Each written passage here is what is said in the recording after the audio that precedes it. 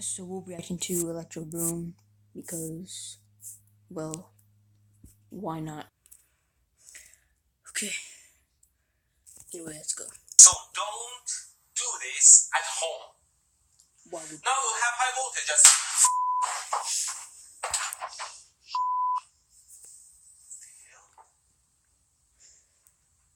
Did I short something? Okay. Retry. So don't do this at home. Now as soon as I turn on this. What the f? What is this? Ow! his accent and his ball spot too. Wow. Ugh. This is kind of boring now. You like going to the video? Better not be. Wow. Okay, I'm back.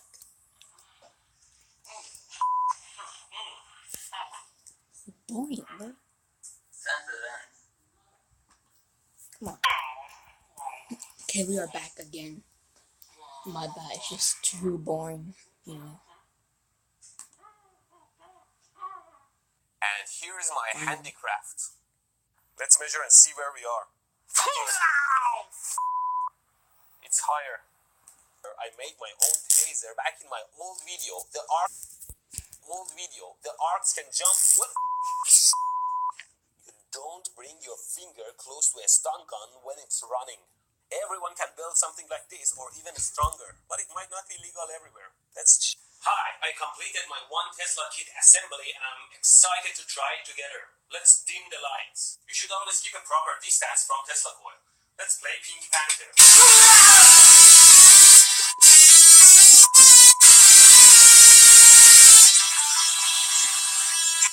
Might actually follow the standards. So if she was in fact electrocuted, then why? Or maybe she dropped the wall adapter in the water, completely submerged it, and then plugged it in. Ow! So I guess this is pretty dead. See, soapy water is much more conductive than regular water. It shorts everything together, and with everything soaked, it just takes the electricity straight from the contacts to your fingers. And with you standing in the top, close to the earth, it runs through your body to earth and can shock you. But I don't think that's what happened either. She was an intelligent girl. She wouldn't just pick up a fully soaked wall adapter and plug it into the power. Might be something else. Okay. Slippery. I could take it off. Ow! On this circuit, that's responsible for the timing. And you can see a tiny negative sign beside it. That means that that side needs to be connected to ground or negative box. The tip of the gun here simulates a human finger. Always be careful with your tools. Now, they usually zap a completely assembled mix, but sometimes it's also beneficial to zap a bare board like this one and see what happens on the actual board.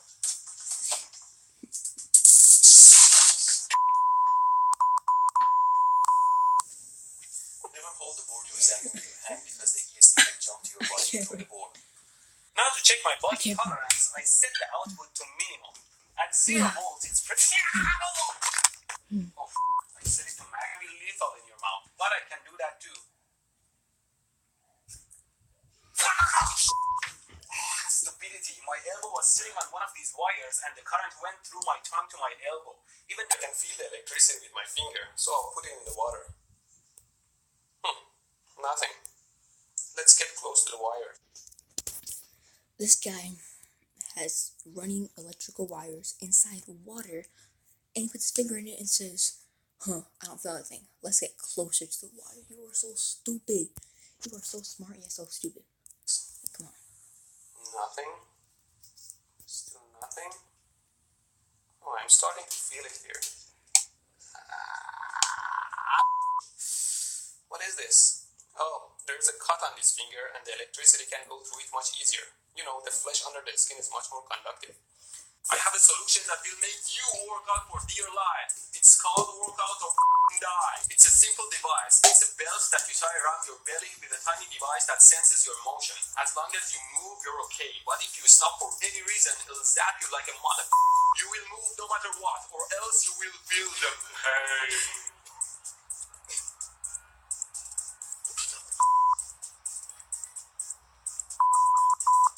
The device may often false trigger. The belt is very hard to open. It's made of very durable material resistant to sharp objects, and it cannot be cut.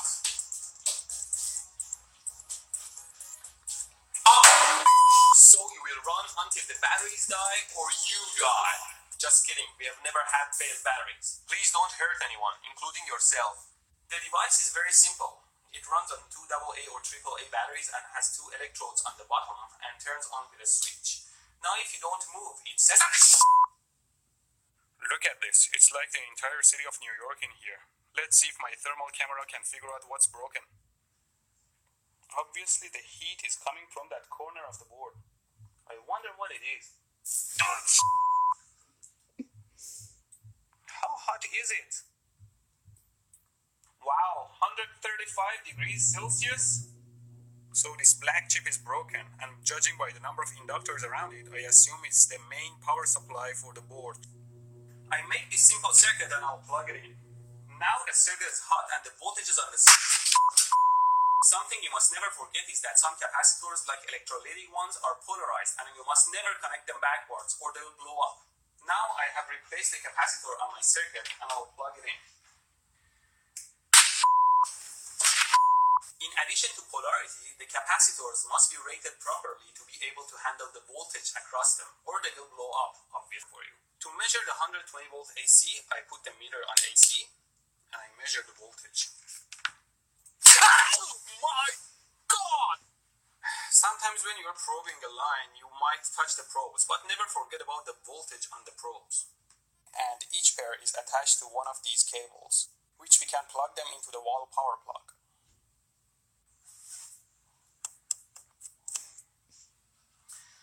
Please join me for the first time to hear how it sounds. And 1, 2, 3, 4.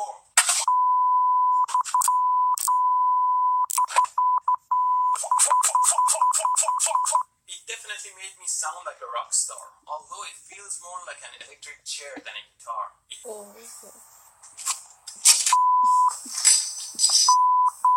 I've opened the camera, but the first thing to remember is that there are a lot of bits and pieces and small and large screws that go in the camera. So always remember what those were and store them nicely to avoid losing them. Now let's take a look at the camera again. There are a number of electronic circuits in the camera, and there are connectors everywhere, like this one, a connector here, 2 connectors there, 1 connector here. This is actually a connector, and if you can see, there is a connector under the connector here. And if I flip the camera,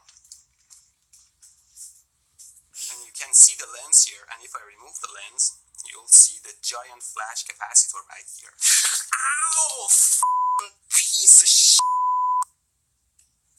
Apparently the flash capacitor is holding around 300 volts of charge in it, and it can hurt a lot if you touch it. So I remove the head and rotate it and mount it on the tail by piercing into the tail.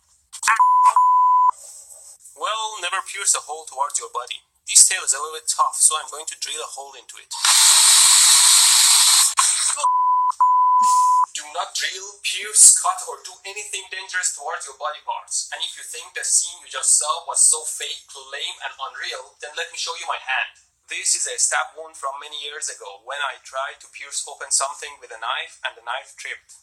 And they bolts. So for example, if I connect my 12 volt supply here to the primary and charge it and then disconnect it, the voltage of the primary should jump up, creating a huge voltage on the secondary here that should create a spark. Let's try it out. There is nothing. Is there actually a voltage? Well, my theory was right. Obviously, there is high voltage on the secondary, but the problem is that that high voltage pulse period is so short it can't create an arc. But there's source. Let's try it out. Wow, this is wild. You can see how far... It's a strange pain. It's It's as if somebody is stabbing your finger, but the blade, it doesn't stop there. It keeps going through your veins until it reaches your heart. I love it.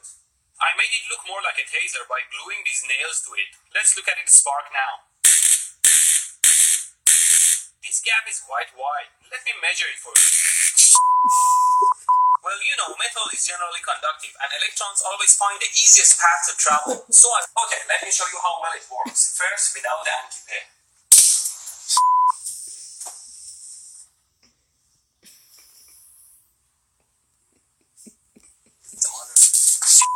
If I can just pass these cables under the table here.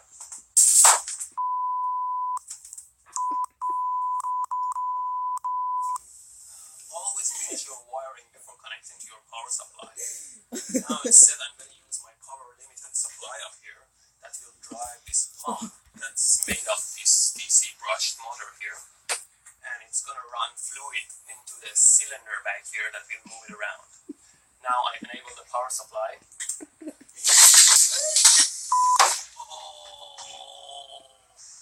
Always double check your connections.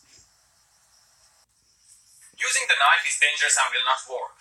I've seen some women back in Iran that burn their arm hair off on a stove, and I'm gonna try that. I have my lighter fuel here and my fire extinguisher in case anything goes wrong. Just put a dab of this on my mustache, and I'm ready to go.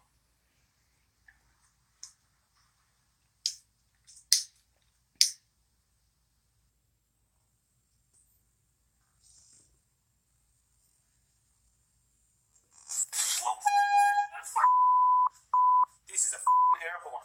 Make yourself familiar with your tools. The fuse box should be somewhere in the hood has a stand that has to be securely placed into the hood hole. I'm gonna shoot the box. I put the bullet in, and there's a switch here that acts like a trigger. So here we go. Well, it's always wise to aim away from yourself. So let's try again. Put the bullet in. Wow! Let's try it a couple more times.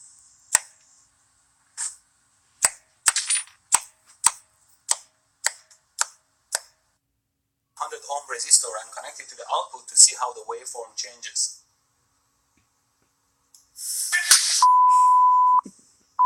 A quick calculation shows having 170 volts across 100 ohm generates 300 watts of power. It's like having a 300 watt lamp within your fingers. It burns your skin very quickly. Now I use pliers to hold the resistor.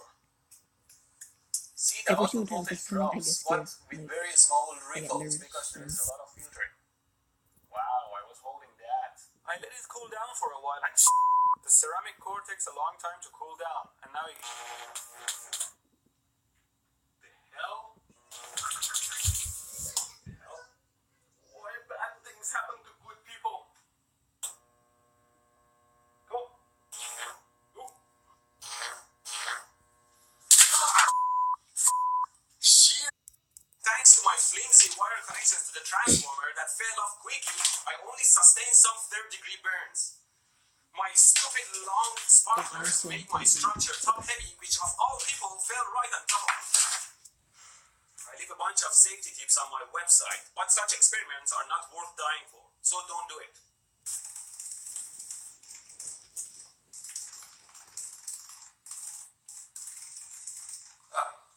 Kind of works. It's a little weak though. Nothing that a strong drill battery can take care of. This baby is 12 volts compared to the two double A's that are 3 volts total. It's gonna give it the oomph that it needs. Okay, let's power it up.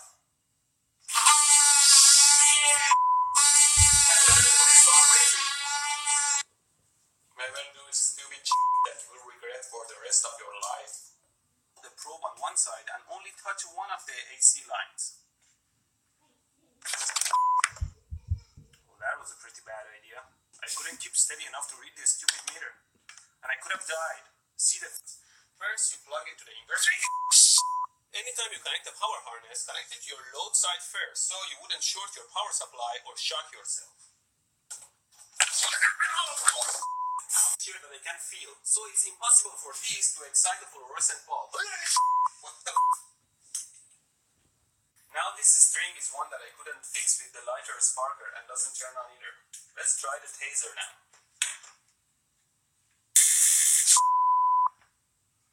You should know better not to get too close to high voltage. Now, hear me.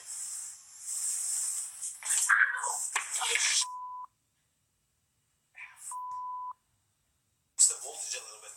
Okay, let's do 100 volts. Ready? Should be less painful.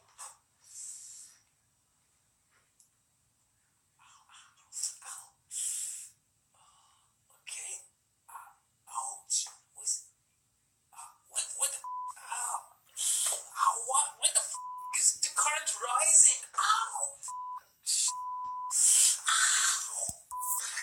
It seems like at higher voltage and current, the skin doesn't limit the current anymore. It is failing one way or another, and its resistance is dropping, increasing the current. It will be a hell of pain. Okay, come on. Sorry guys, the pain is too much for me, but I'm sure it will. It opened! It opened! Install GFCI in bathrooms, people.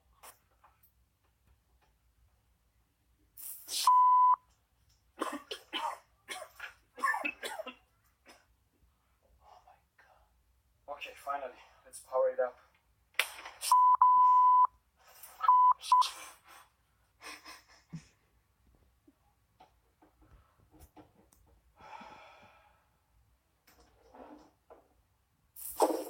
It's done. Let's turn it on and see how it looks like. The LED lights can be very intense and directional, so don't look into them directly as it may hurt your eyes. I like to put it on my tongue, but before that, I have to reduce the voltage to something like 1 volt, because the resistance of the tongue is much smaller than the skin. And still, if I short the power supply, I get the same 150 amps.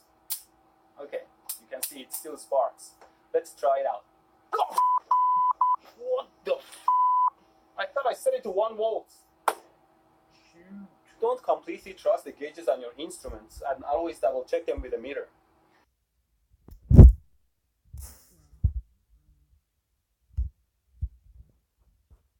That's pretty dumb.